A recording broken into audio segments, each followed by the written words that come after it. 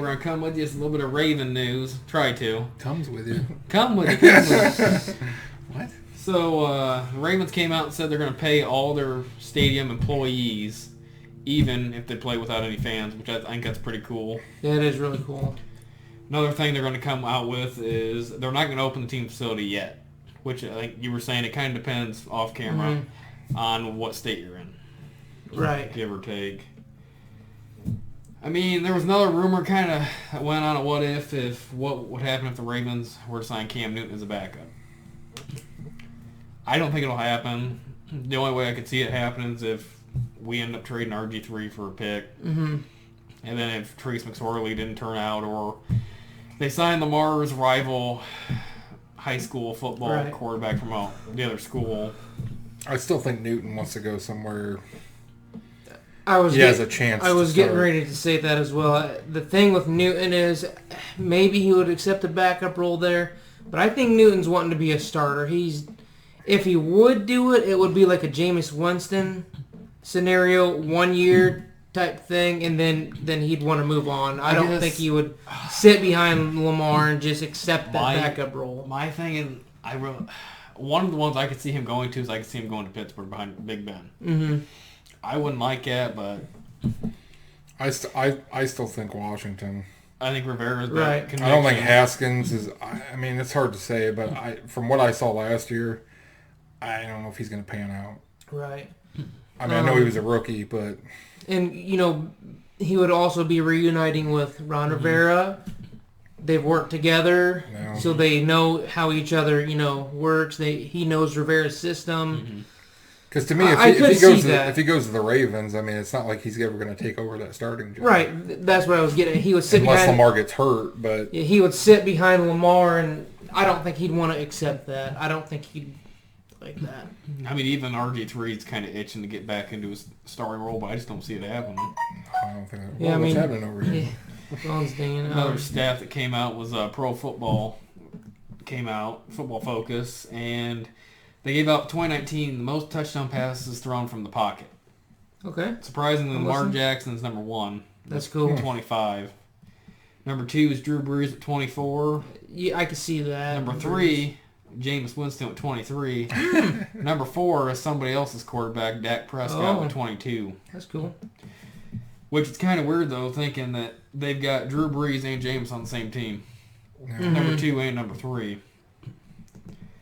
How much action is Jameis going to get, though? He's thrown more passes than he'll.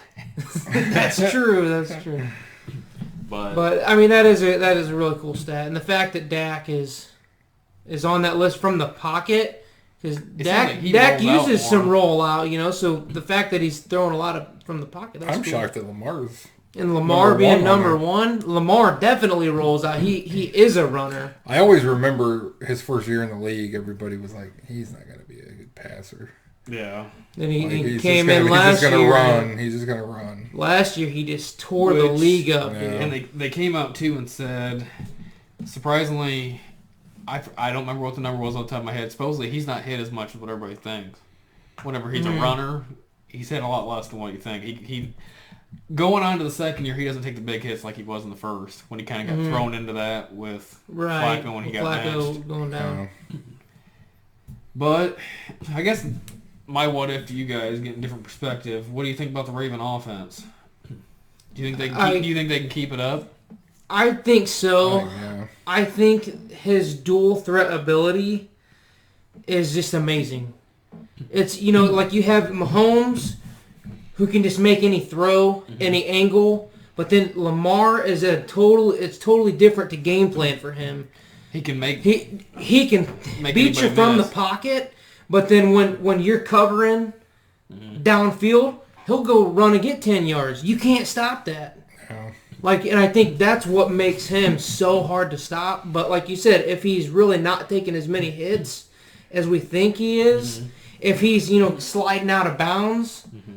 That's the big thing. I can see them being very deadly for next year. That's the big thing about quarterbacks like that, is just the durability factor. I mean RG3, On the same team. He was amazing that one year, and everybody's like, oh, And man, one injury RG3 is ended. going to be the next big thing, and then boom. I remember he took that hit on the sideline. Right. Yeah. Which So that's what I'm scared about with Lamar. Is just that, it only takes one hit. It only takes one bad angle from a linebacker hitting his knee or something. Yeah. Lamar, too, he's one that he'll take the hit and get another 5 yards or 10 yards if he has to. Mm-hmm. Which I think it's helped him out, too, having RG3 behind him. Because RG3 kind of learned from experience. Right. And it also helps having a badass run game. You guys got a solid line and Mark Ingram, Gus Edwards, Justice Hill. And then the next one, second-round pick, J.K. Dobbins of Ohio State. Yeah. Question that. that's going to be the four-headed monster. Will he end up being the starting running back next year? I'm not sure. It's hard to tell him. Ingram's getting older. He's on the back end. Mm-hmm. Next year will be his last year. Right. It's kind of hard to tell him what Dobbins is because Dobbins actually passed Zeke for the rushing yards in the season with Ohio State and Eddie George. Well, if Dobbins turns out to be something special, I don't think they'll probably... They're not going to pay Ingram, I wouldn't imagine. If anything, after next year... Either way, I still think it's going to be a deadly offense. Man. I think Ingram's more the type of running back, though. He'll take probably a team-friendly deal to stay with the team. Maybe. Right. Ingram loves Lamar, dude. No. Big trust. Big trust. I know we're keeping all 4 running backs. I think Gus Edwards could possibly be on the trade block. Yeah. He's a good runner, but you can't pay everybody. No, you can't. The problem is a lot of these running backs now, look what San Francisco does. They're interchangeable. You get a good line. You don't need a big name, highly paid running back to do anything. And that's another thing too, because you have all 4 of them in Lamar. No.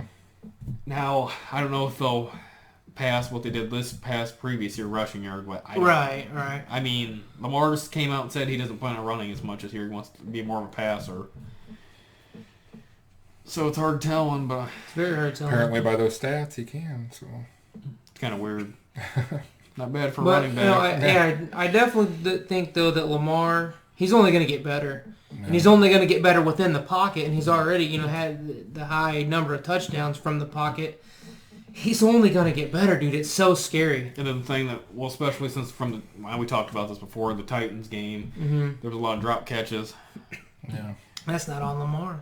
And if Lamar's getting it there. They went out and got 2 receivers in this past draft that they have, I think it was 9 catches drop between the both of them.